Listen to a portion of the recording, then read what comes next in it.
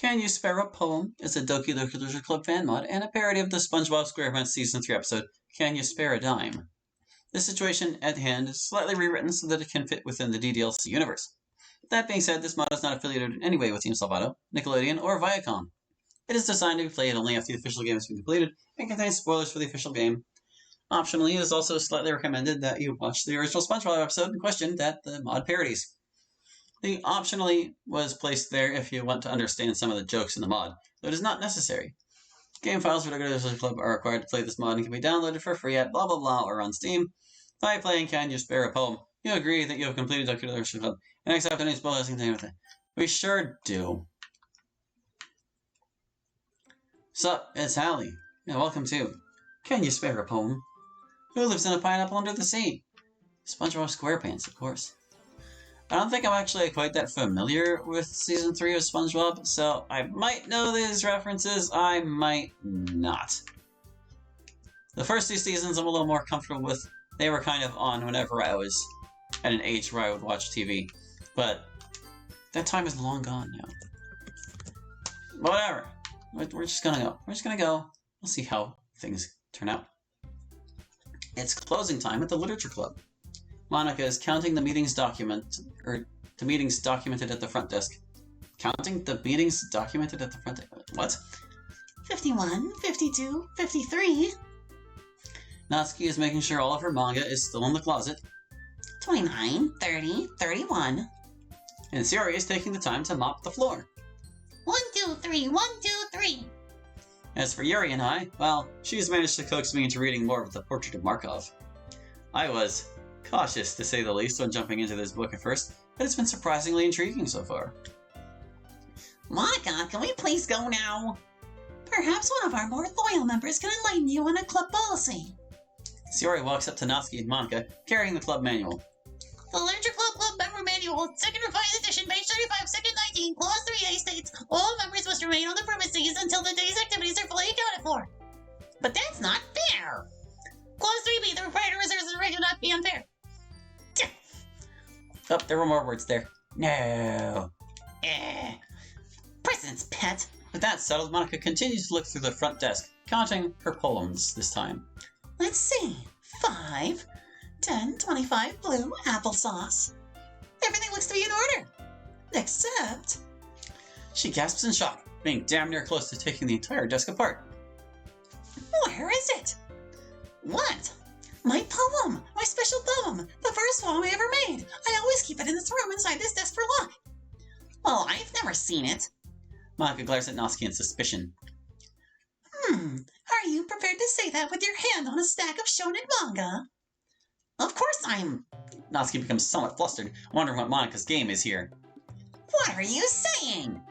Me? Why, I'm not saying anything that would matter to anyone who would be willing to take a lie detector test. You're saying something! Heavens to Betsy, no! It's just that my lucky poem's gone missing, and you've been bouncing around the room all day. Are you accusing me of something? Well, the way I see it, there are 3 possibilities. 1, you stole it. 2, you stole it. Or 3, you stole it. Natsuki becomes quickly enraged at this train of thought that Monica suggested. Her tone becomes icier with each passing second. I didn't take your precious poem! Show me your hands! What? I want to see empty palms! It's at this point that Natsuki violently shakes Monica, grabbing her shoulders in retaliation. Here, see 'em? Then she starts to walk away in a huff. You can't do that to me! I'm your club president! Not anymore, Monica! I quit! In a fit of rage, she throws her pen down. Yuri gasps. No! Yuri catches the pen with her hands. She was surprisingly swift about making sure that pen didn't hit the floor, and I'm now suddenly starting to wonder where mine is. No matter, I probably just left it at home. I'm out of here! Natsuki makes her way to outside the club room. Yuri and I follow. Natsuki, you're making a big mistake. Mistake? Ha! The only mistake I ever made was thinking I'd be able to find happiness in the Literature Club. But a visit to the Literature Club makes everyone happy, and what could be better than writing up smiles? Yuri awkwardly smiles to emphasize the writing up smiles part of her plea. Being dead? Or anything else? I never knew you felt so strongly about this. Where have you been? Well, I guess I can't stop you. But Natsuki, it's a cold, cold world out there. No one's going to serve you happiness on a silver platter. Just then, Sayori appears with exactly one cookie on a silver platter and offers Yuri the cookie. Reasonable? No thanks. Can I have one? But it was too late for Natsuki, as Sayori was already eating the cookie. Anyways, I just want you to know, if you ever get in trouble, come find me. I'll take care of you. I know things between us have been a little rough since Hallie joined, but regardless, you and I... She grabs Natsuki and pulls her close. We're like sisters, only closer. Yuri smiles awkwardly and starts to lean closer to Natsuki. Wait, Yuri, stop! We're not doing the weird unison heart gag, remember? Monica couldn't figure out how to code it without accidentally turning us into amalgamation. Oh, right. Sorry, my bad. Yuri then steps away from Natsuki. Anyway, Yuri, I don't need your help or anybody's help for that matter. I am ready to unlock my potential. I can be in any club I set my mind to. I can be in the football club, or in the monarchy club, or in the astrology club. Or a football playing queen in space with a mustache. Natsuki narrows her eyes. Yeah, You know, that reminds me. Hallie, there's been something I've been wanting to say to you since the day we met. Goodbye. Next time you see me, this school will be eating out of the palm of my hands. A little while later, Natsuki is now in another corridor in the school, looking disheveled. She seems to be living inside a cardboard box. Spare club member spot? Spare club member spot, sir? Natsuki? Hallie? Natsuki, is that you? It's me, Sayori. We used to be part of the literature club together. Sayori? There you go.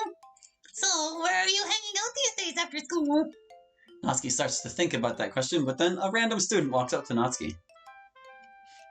Natsuki, censor last name for security purposes. Yes. Sign here, please. Natsuki signs and the student takes her box. And where in particular? Great! And what have you been doing with yourself? No, wait, let me guess. I see you've been working on that mustache, the musket uniform, the awful smell. You're in the football club. No. Astrology club. No. A football playing queen is... Don't you get it? I'm a loner. I lost my club membership, my safe home, everything. Even your manga? Nobody would read them with me, so I had to eat them. Natsuki starts to cry to the point where she's figuratively crying a fountain of tears. Sayori hugs Natsuki. There. If you're looking for a safe place to be in, I'm sure that your Hallie has ruined his house. What? So now Natsuki's in my house. I guess this is a thing now. Here you go, Natsuki. I guess you can sleep in my bed. I see Natsuki feeling comfortable in my bed. Okay, but just until I find a club. 1 day, 2 days tops. Nonsense. You stay as long as you need to. Psst. By the way, are we still doing the part where I kiss you on the nose? No! Okay, just making sure. Good night, There were words there. How I hate text box pauses. My little angel. Jeez, why do I want to keep that part in the script? That was so embarrassing. The next morning, I rang a bell to wake Natsuki up. Breakfast is ready. You're gonna need to build up your strength again, so I laid out a big buffet for you. And in bed, too? Wow, thanks, Hallie.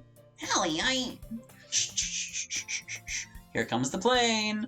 I make plane noises while attempting to put some food in Natsuki's mouth with a spoon. Natsuki tries her best not to act like she wants to rip my head off. It's really nice of you to help me in my time of need. I'll try not to be troubling.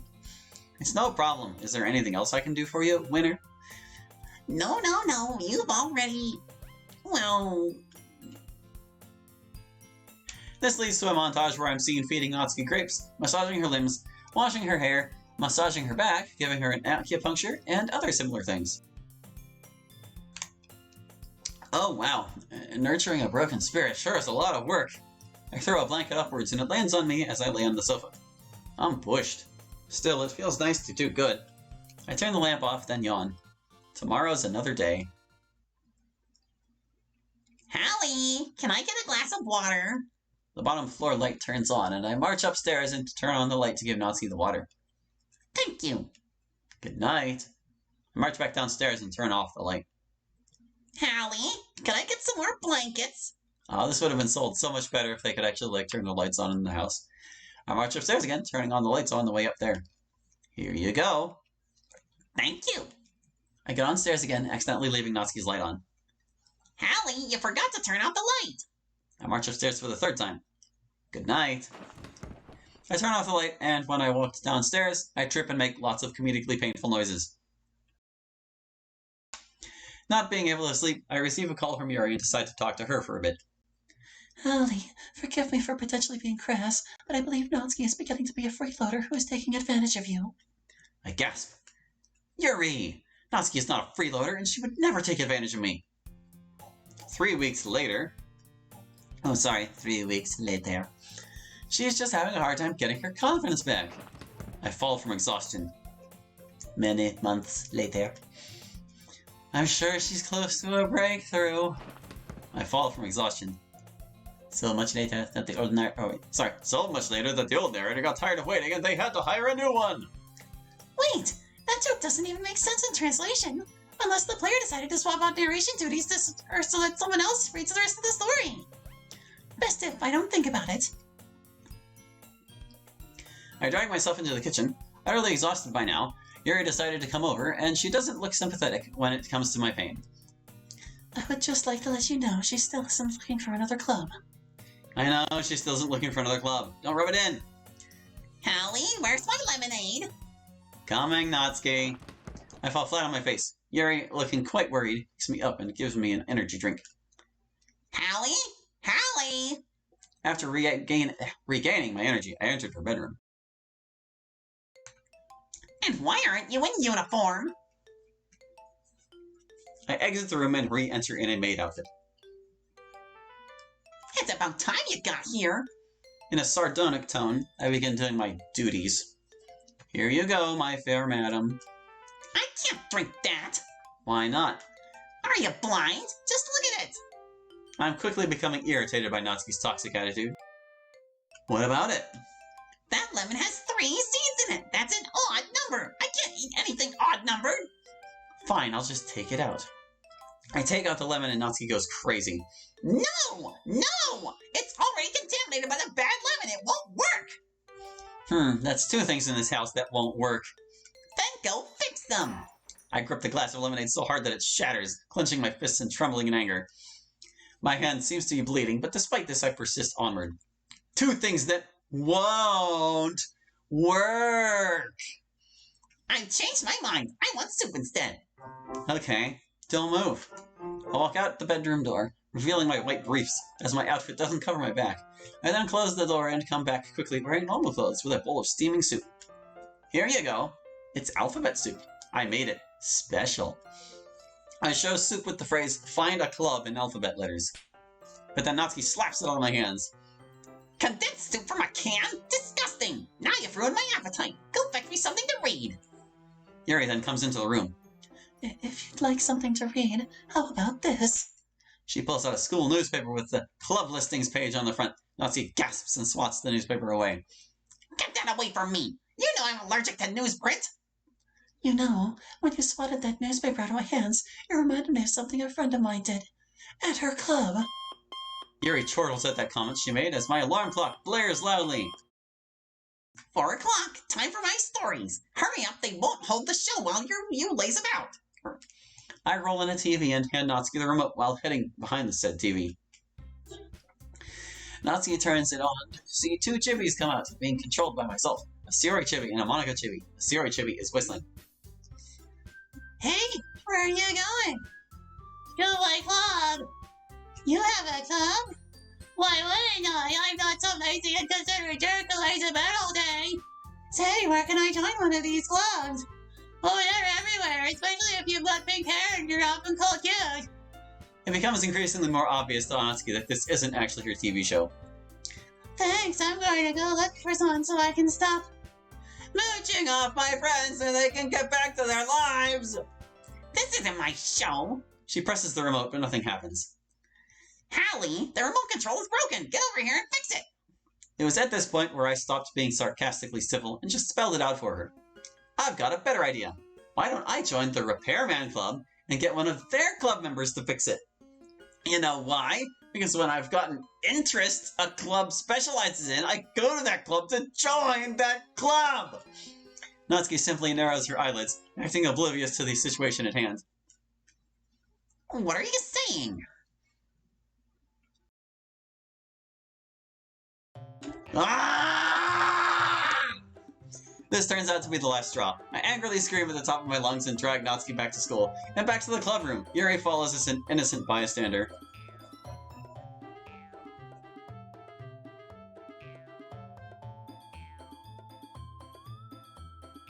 We see Monika talking to Sayori. Donate to the debate club? Why? What has the debate club ever done for me? You want your poem back? I summon a poem out of thin air. Take it! Oh, there were words. Now Natsuki can come back, right? Monika checks the poem through a telescope. Wrong! That isn't my first poem. Then have some more poems. We happen to have plentiful amounts of them. Yuri throws out more poems at Monika's face. Monika narrows her eyes. You can't put a price on my first poem, and I can't forgive that thieving Bildred Natsuki for stealing it. I finally snap in extreme rage, grabbing Monika by the shoulders. Listen, you emerald-eyed heathen! Natsuki's been living at my house, driving me crazy! And you're not gonna bring her back all because of a stupid poem? I say that last part while rapidly shaking her, and because of that, a prehistoric poem falls out of Monika's back pocket. I suddenly calm down and let go of Monika. She gasps. What's that? My first poem! Oh, poem-y, I'll never lose you again. This is a poem? I've been writing for a long time, Hallie. So, if Natsuki never stole the poem, she can come back to the lecture club, right? Correct. Just let the poem and I have our privacy. Let's fucking go! I don't remember that line. The next day... Well, Natsuki, it's good to have you back. Well, it's kind of good to be back, Monika. It's all water under the bridge now. I agree, Monika. After all, I'm sure you didn't mean to misplace my poem. What the? What are you saying? Well, it's obvious that you put the poem in my skirt. Poems just don't fly into people's skirts. Are you accusing me of something? Sensing that we're heading into deja vu territory, I put the maid costume back on over my clothes, ready for the inevitable. Well, the way I see it, there are three possibilities. 1, you put the poem in my skirt. 2, you put the poem in my skirt. Or 3, you put the poem in my skirt. And so ends the adventure of Monika's lost poem. The club falls silent for a while after seeing the end result of the full reenactment. Monika speaks up first. Okay, everyone, we've all seen the full film now, and I think it's safe to say, that sucked. I concur. Yeah, that was extremely awful. It was fun to be a part of, though. Yeah, it was also at least fun to make. God, it was almost as bad as my dad beating me for forgetting to polish the bottles in his wine collection. Not that he actually does that or anything. Natsuki, That word's too hasty. would you like to talk about it, or... No! The club falls silent again after Natsuki's horrific confession, letting the stagnating air pass. So, wanna try it again sometime? Maybe sometime next month? Maybe. I wouldn't be opposed to it. Sure. Are we gonna have to call this place the Drama Club instead, or can we justify this as visual literature? Good question. That I will proceed to not think about. Fair enough. End! Well, as it turns out, I did remember that episode, and that was a pretty faithful recreation of it, I must admit. I like that they were able to split up, like, some of the roles between multiple characters, instead of just having, like, Sayori always be SpongeBob, or etc. and so forth. That was pretty cleverly put together, actually. But that's gonna do it for this one. So thank you for watching, I hope you enjoyed, and we'll catch you next time with more Doki Doki. Hope to see you then. Bye-bye!